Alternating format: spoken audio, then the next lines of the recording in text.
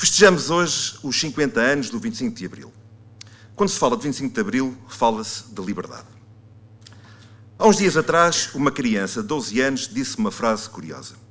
Quando lhe perguntaram na escola o significado de liberdade, respondeu que liberdade é viver de verdade. E é essa verdade que nós, enquanto agentes políticos, não podemos desassociar da palavra liberdade. Com liberdade veio a obrigação da verdade, de não mentir na campanha eleitoral, de falar a verdade na gestão e prossecução do interesse público e, acima de tudo, nas promessas aos cidadãos que exigem de nós a verdade.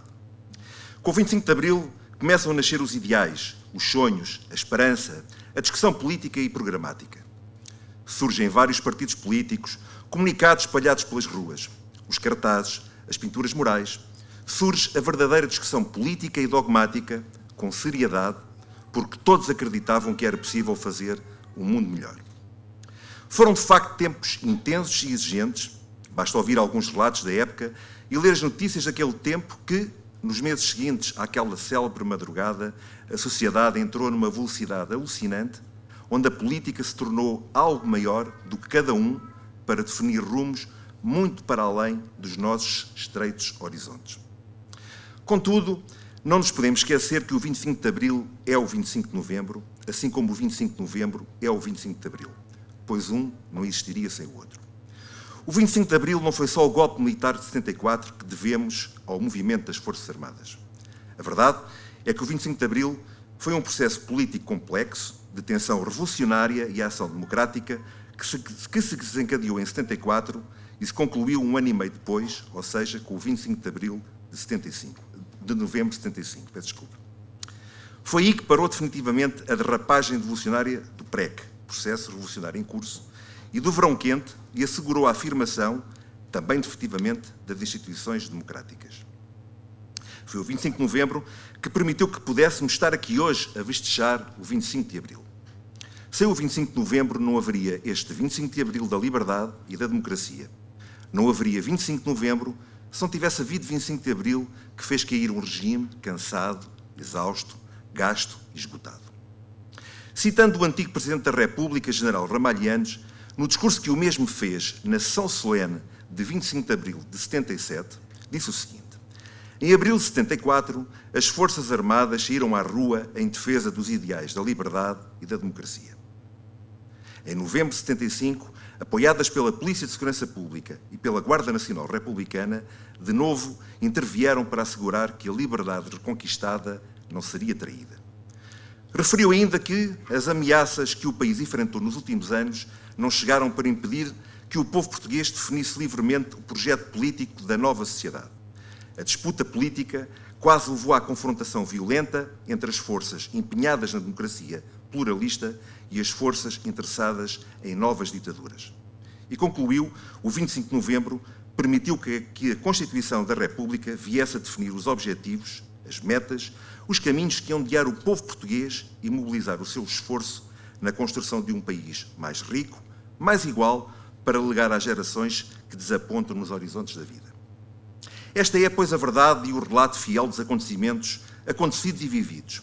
O 25 de abril e o 25 de novembro são parte um do outro, o que permite consolidar o pilar da democracia ao aprovar-se a Constituição de 76. Vivemos hoje assim na liberdade de insistir ou corrigir, de prosseguir um rumo ou buscar outro, na base da vontade livre e expressa pelo povo. E se estamos mal, foi porque escolhemos mal, sendo que a democracia nos deu a capacidade crítica para apurar a verdade, para identificarmos o que está mal, conhecermos a razão de não estar bem feito e construirmos a resposta corretiva ou alternativa. Olhando a estes 50 anos e às constantes transformações da sociedade, verifica-se que em Portugal existem, hoje em dia, certas áreas de grande importância que não se encontram bem, deixando até em risco o país enquanto democracia. Destaco a justiça, a educação, a habitação, a saúde e as Forças Armadas. De facto, fico amargurado quando vejo uma justiça sem meios para combater a corrupção, quando os megaprocessos se arrastam por tempo sem fim, sem haver uma decisão final, quando o elevado preço das custas judiciais impede, de facto, o acesso de todos à justiça, encerrando os tribunais e esquadras. Na educação, voltámos a ter falta de professores, mal remunerados, vivendo com grandes dificuldades quando se deslocam para pagarem a sua alimentação e alojamento. O mesmo se diga quanto aos estudantes universitários, quando pagam valores exorbitantes pela renda de um quarto, o que apenas vem permitir o acesso ao ensino superior apenas àqueles que efetivamente têm meios para suportar estes custos. A nível da habitação, os preços das casas atingiram preços astronómicos. O direito constitucional à habitação é cada vez mais um direito semântico, fruto da especulação e da falta de políticas para o efeito. É triste ver as notícias de encerramento e urgências em vários hospitais, onde Tomar não é exceção.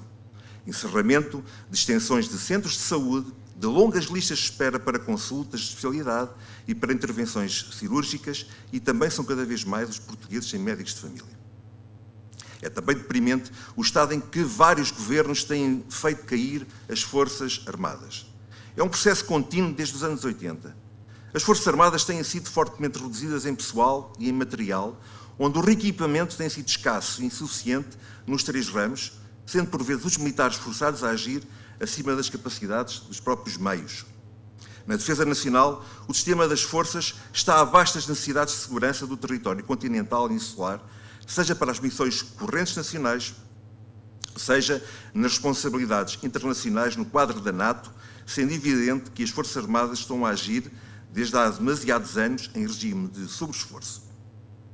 Não cumprimos, anos a frio, as obrigações orçamentais no quadro da NATO e estamos muito desguarnecidos de meios navais e aéreos modernos, ajustados às características e à extensão do nosso território, e que importa juntar as impostas pela segurança da zona económica exclusiva de Portugal e pelas aspirações relativas ao alargamento da plataforma continental. Quer isto dizer que os militares, a quem devemos o 25 de Abril, não mereciam que lhes quebrassem o reconhecimento público e capacidades operacionais ao ponto de comprometer a própria missão. O poder político tem de mostrar que entende que as Forças Armadas não existem como decoração de Estado apenas para comemorar o 10 de junho. Existem porque precisamos delas apetrechadas e aptas a assegurar efetivamente a defesa e segurança de Portugal. Os nossos militares, apesar do quadro crítico em que se encontram, continuam a merecer elogios generalizados nas missões internacionais de manutenção da paz a que têm sido chamados. São conhecidos pelas suas aptidões técnicas e de valentia à altura dos riscos e perigos existentes. Voltando ao início, com o 25 de Abril conquistámos a liberdade de pensamento, sendo certo, porém, que os valores morais não são pertença de ninguém. São todos nós e ninguém deve censurar alguém por ter um pensamento diferente daqueles que julgam donos deles. A censura terminou, teve o seu fim. Hoje podemos afirmar que a liberdade de pensamento, a própria liberdade, tem de se manter, tem de ser respeitada. Foi pela liberdade de pensamento, por poder discordar, por poder pensar de uma forma livre, incentivado pela riqueza da nossa história, para cumprir os deveres de Abril e servir a minha terra, que estou na política local. Votar é hoje uma arma que nos deram para resolver os problemas e impedir os oportunistas de chegar ou de se manterem no poder. A participação no debate político, mais do que um direito, é um imperativo. A nossa arma é a exigência da verdade, dos decisores políticos, sim, da verdade que se soltou com a liberdade. Só com a participação ativa e a expressão com o nosso voto é que podemos vingar a liberdade que os jovens capitães nos deram. Viva Tomar, viva Portugal!